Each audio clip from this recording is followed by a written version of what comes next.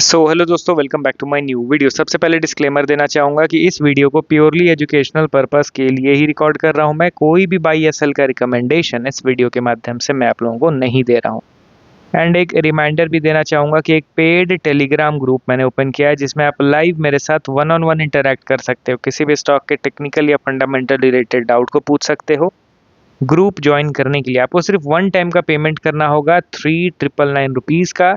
And life time का subscription आपको मिल जाएगा। ग्रुप ज्वाइनिंग लिंक वीडियो के डिस्क्रिप्शन बॉक्स में दिया गया है।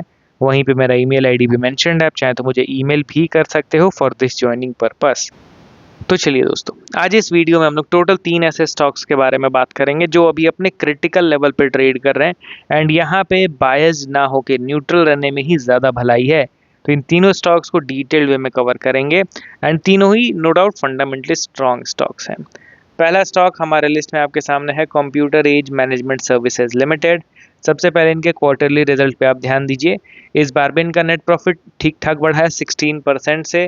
सेल्स इनका इंक्रीज हुआ है 5.5% से। एंड अगर आप इनके इन्वेस्टर के सेक्शन पर नज़र डालोगे तो पता चलता है कि पिछले कुछ क्वार्टर्स में यहाँ पे प्रोमोटर ने जो अपना स्टेक डाइल्यूट किया है 19% से प्रोमोटर 0% पे आ गई है। तो अब इसमें क्या है कि एफआई डीआई पब्लिक तीनों ने स्टेक थोड़ा सा इंक्रीज किया है, बट सबसे ज़्यादा सिग्निफिकेंट इंक्रीज यहाँ पे डीआईज का दिख रहा है। 16% से बढ़ के 23% पे आ चुका है इनका शेयर होल्डिंग। मैं अब इनके वैल्यूएशन के ग्राफ को भी एक बार देखना चाहूँगा। तो पी रेशियो पीक लेवल पे अप्रॉक्स 70 के आसपास था एंड अभी 42 के आसपास इनका करंट पी रेशियो चल रहा है। तो चलिए, ये स्टॉक समहाउ एक अंडर वैल्यूड के कैटेगरी में ही आता है। एंड टेक्निकली अगर आप इसके चार्ट को देखोगे तो पता चलेगा कि यहाँ पे नॉइज़ बहुत ज़्यादा है। नॉइज़ इन द सेंस कि अनवांटेड आपको बहुत सारा वोलेटिलिटी एंड हॉचपॉच देखने को मिलेगा। आपको मैं क्रिस्टल क्लियर अच्छी तरीके से इसके चार्ट को समझाने की कोशिश करता हूँ। सबसे पहले इसको मंथली टाइम फ्रेम में सेट कर देता हूँ एंड यहाँ पे आप देखिए दोस्तों, आपको पिक्चर परफेक्ट चार्ट दिख रहा हो। देखिए, हमेशा जब आपको स्टॉक के टेक्निकल चार्ट में बहुत ज़्यादा नॉइज़ दिखे ना, तो सिंपली आप टाइम फ्रेम को बड़ा कर दीजिए, पिक्चर और क्लियर हो जाता है। अब यहाँ पे आप देखिए क्या हो रहा है। स्टॉक इस सर्टेन लेवल से ऊपर उठा, फिर यहाँ से ये नीचे की ओर गिरा, फिर अगेन ऊपर उठा, फिर यहाँ से नीचे गिरा, अगेन यहाँ पे ऊपर उठा, नीचे गिरा, ऊपर उठा एंड करेंटली यहाँ पे ये ट्रेड कर रहा है। अब इस चार्ट में आपको क्या दिख रहा है? सबसे पहला चीज़ कि ये स्टॉक एक स्ट्रॉन्ग अप ट्रेंड को फॉलो कर रहा है, क्योंकि लगातार हाइयर हाई एंड हाइयर लो का फॉर्मेशन हो रहा है। ठीक है। अब दूसरा चीज़ यहाँ पे आप ध्यान दीजिए कि देखिए, यहाँ से बाइंग स्टार्ट हुआ, इसने एक हाई का क्रिएशन किया, फिर ये नीचे गिरा, दोबारा जब बाइंग हुआ तो इसने न्यू हाई का क्रिएशन किया।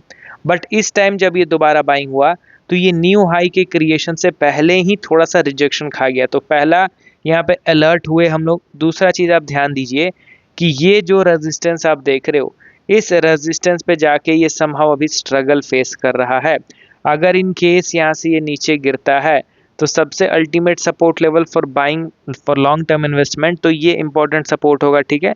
अब अगर इन केस इस सपोर्ट पे आके थोड़ा कंसोलिडेट करके अगर इन केस ब्रेक डाउन कर देता है तो सिनेरियो फिर नेगेटिव हो जाएगा आने वाले नियर टर्म के लिए। इट मीन्स स्टॉक का जो ट्रेंड है वो बेयरिश ट्रेंड हो जाएगा, क्योंकि ये प्रॉपर अभी तक तो बुलिश है। अभी तक किसी भी लोज का ब्रेकडाउन नहीं हुआ है, बट यहाँ पे अभी ये लो है। ये लो इंटैक्ट रहना चाहिए अगर स्टॉक अपने ट्रेंड को कंटिन्यू कर रहा है। तो अगर इन केस ये लो का ब्रेकडाउन होता है तो यहाँ पे बियरिश ट्रेंड वाला टेक्निकल चार्ट पैटर्न एक्टिवेट हो जाएगा। तो उसके बाद फिर शॉर्ट टू मीडियम टर्म के लिए स्टॉक में हम लोग एक डिसेंट डाउन ट्रेंड एक्सपेक्ट करके चल सकते हैं। तो अभी के लिए हम लोग को थोड़ा अलर्ट रहना है, क्योंकि ये अभी अपने इम्पॉर्टेंट, ये देखिए ये रेजिस्टेंस लेवल है। इस रेजिस्टेंस लेवल पे ये स्टॉक स्ट्रगल कर रहा है। यहाँ पे ये बन गया हमारा एक सपोर्ट लेवल। ठीक है। एंड यहाँ पे दोबारा से शॉर्ट अप करेगा तो बढ़िया बात है। अगर इनकेस ब्रेकडाउन करे तो ये डायरेक्टली आएगा अपने मेजर सपोर्ट लेवल के पास, एंड इसका ब्रेकडाउन करेगा तब तो सिनेरियो ही नेगेटिव हो जाएगा। ठीक है। स्टेप बाय स्टेप सारा चार्ट पैटर्न मैंने एक्सप्लेन कर दिया इस स्टॉक का। अब बढ़ते हैं हम लोग अगले स्टॉक की ओर। हमारे लिस्ट में आपके सामने है सोना BLW प्रिसाइजन फोर्जिंग्स लिमिटेड। अब इसको देखोगे तो करेंटली 792 के लेवल पे ये अवेलेबल है। एक बार इसके वैल्यूएशन के ग्राफ को देखो, आपको काफ़ी ज़्यादा ये अट्रैक्ट करेगा, क्योंकि पी रेशियो इनके पीक टाइम पे कहाँ पे था, दिख रहा है 200 के आसपास। एंड वहाँ से गिर के अभी पी रेशियो कहाँ पे आ गया है, अप्रॉक्स 65। तो पी रेशियो में नो डाउट ज़बरदस्त करेक्शन हुआ है despite publishing good quarterly result. यहाँ पे ऐसा नहीं है कि स्टॉक बहुत ज़्यादा ऊपर चला गया, आप देख रहे हो ना। हाँ, अपने पीक लेवल पे है, बट यहाँ पे ध्यान दीजिए कि अभी जिस लेवल पे ट्रेड कर रहा है यही सेम लेवल पे ये 2021 में भी था, समझ रहे हो ना। तो इसीलिए उतना ज़्यादा बाइंग नहीं हुआ है इनके अर्निंग के कंपैरिजन में, एंड इसीलिए इनका पी रेशियो भी हद से ज़्यादा अंडर वैल्यूड हो गया है। इनके इन्वेस्टर के सेक्शन पे भी नज़र डालेंगे तो बिग प्लेयर्स का इन्वेस्टमेंट कंटिन्यूसली बढ़ रहा है। पब्लिक का शेयर होल्डिंग 9.3 से गिर के 6.7% पे आ चुका है। अब चलिए डायरेक्टली हम लोग इनके टेक्निकल चार्ट पे नज़र डालते हैं।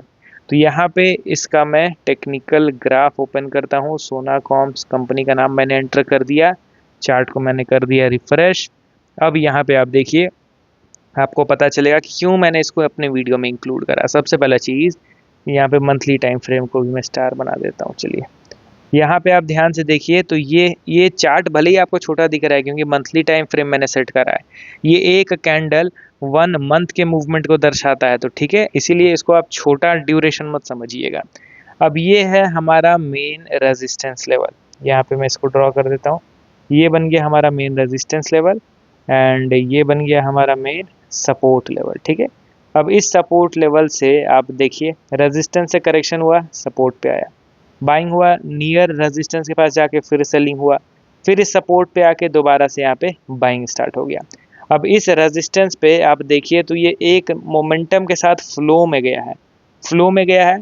तो यहाँ पे या दो चीज़ें होंगी, या तो ये प्रॉपर कंसोलिडेट करेगा अपर लेवल पे ही एंड फाइनली ब्रेकआउट दे देगा, नहीं तो ये क्या करेगा, यहीं से नेगेटिव प्राइस एक्शन बना के नीचे गिर के दोबारा सपोर्ट पे आ सकता है। क्योंकि इस सपोर्ट लेवल पे ये 2 ही बार आएगा और नहीं आएगा, ऐसा कोई थंब रूल तो नहीं है। अभी भी ये जोन के अंदर ही ट्रेड कर रहा है, अभी जोन के अंदर कब तक ट्रेड कर रहा है ये कोई नहीं बता सकता है। पिछले बार भी जब बाइंग हुआ था यहाँ पे लग रहा था अच्छा ऊपर जा रहा है, इस बार भी बाइंग, सेकंड टाइम भी जब बाइंग हुआ था तो लग रहा था अच्छा ऊपर जा रहा है, बट एट द एंड देख रहे हो ना सिनेरियो इंस्टेंट कैसे बदल जाता है। तो इसलिए यहाँ अब हमें थोड़ा अलर्ट रहना है। यहाँ नो डाउट हम लोग थोड़ा बायस्ड होकर स्टॉक को खरीद रहे थे, इंपॉर्टेंट सपोर्ट अंडर वैल्यूड समझ के, बट अभी रेजिस्टेंस पे ट्रेड कर रहा है तो यहाँ पे इसको क्लोजली ऑब्जर्व करने की हमें ज़रूरत है।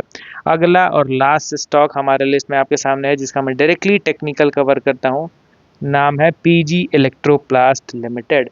अब इस स्टॉक के चार्ट को भी आप ध्यान से देखिए तो ये अपने एक जोन के अंदर कंसोलिडेट कर रहा है एंड जोन का जब तक ब्रेकआउट नहीं होगा will be not interested in this particular case. यहाँ पे देखिए तो एग्जैक्टली इस जोन के अपर लेवल पे ही प्रीवियस वीक 4.7% का डिसेंट करेक्शन हो गया, वो भी गुड रेड कैंडल स्टिक के साथ। तो ये जोन में मैं बता रहा हूँ ना, कोई स्टॉक कितने लंबे समय तक फंसा रहेगा ये कोई नहीं बता सकता है। पहले से आप एजम्पशन नहीं लगा के बैठ सकते हो कि नहीं भाई अब हो गया 1 साल हो गया, अभी अब तो पक्का ब्रेकआउट दे देगा जोन का, ऐसा कोई थंब रूल नहीं है। आप डी मार्ट के चार्ट को देख लो, कब से वो जोन के अंदर ट्रेड कर रहा है। बजाज फाइनेंस कब से ट्रेड कर रहा था, बजाज फाइनेंस ने तो चलिए ब्रेकआउट दे भी दिया, मैं डी मार्ट को देखिए वो तो अभी भी जोन के अंदर ट्रेड कर रहा है। तो इसीलिए पहले से कोई डिसीजन नहीं लेना है, ब्रेकआउट हो जाने दीजिए उसके बाद कुछ एक्शन लेंगे हम लोग, ब्रेकडाउन हो जाने दीजिए उसके बाद कुछ एक्शन लेंगे हम लोग, समझ रहे हो ना। तो चलिए एट द एंड फिर रिमाइंडर देना चाहूँगा, कोई बाई सेल का रिकमेंडेशन नहीं है दोस्तों, मैं अपना पॉइंट ऑफ व्यू बता रहा हूँ। आप टेक्निकल एनालिसिस सीखिए, देखिए मैं कैसे चार्ट को रीड करता हूँ, कैंडल स्टिक्स के बिहेवियर को रीड करता हूँ,